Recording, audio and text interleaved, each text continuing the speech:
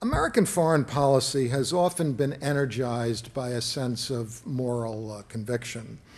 Most of us have a strong conviction in the merits of a system that includes freedom of speech, free exercise of religion, rule of law, respect for property rights, and an elaborate balancing of power between the various branches of government.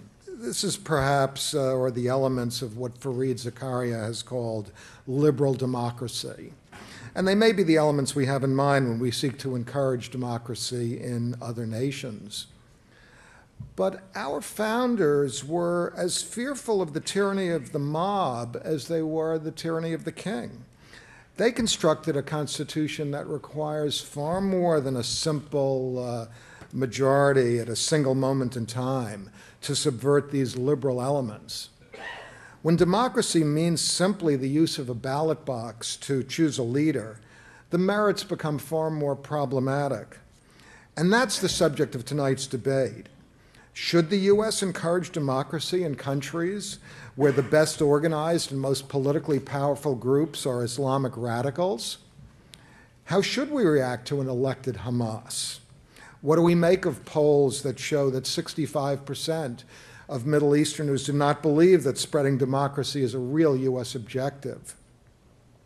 On the other hand, if the U.S. does not encourage democratic ideas, are we merely cynical supporters of despotic regimes and narrow elites?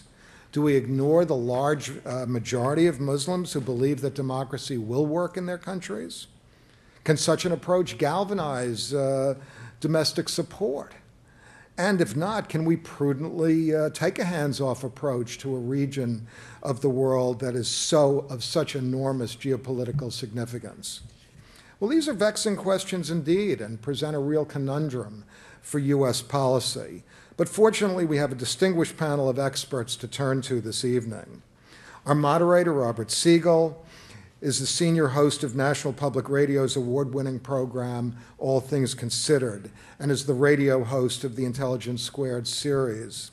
He got started in radio broadcasting when he was a college freshman in 1964, and he's still at it. He's reported from Europe, the Middle East, and across the U.S., and for 4 years directed NPR's News and Information Department. Welcome back, Robert.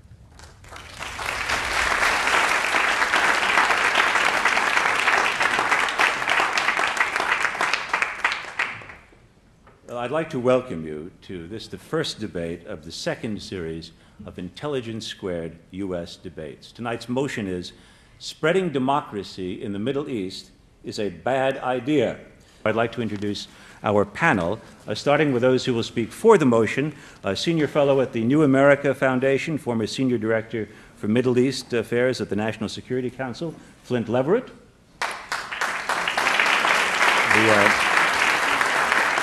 The founding president of the Nixon Center and publisher of its foreign policy magazine, The National Interest, Dimitri Simes.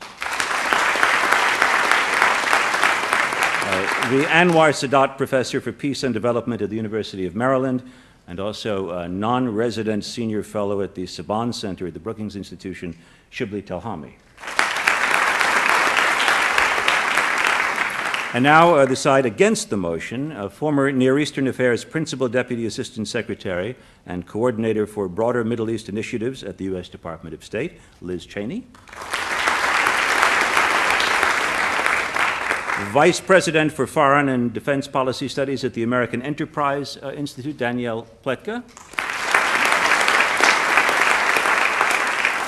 And the Director of the Adelson Institute for Strategic Studies at the Shalem Center in Jerusalem, Natan Sharansky.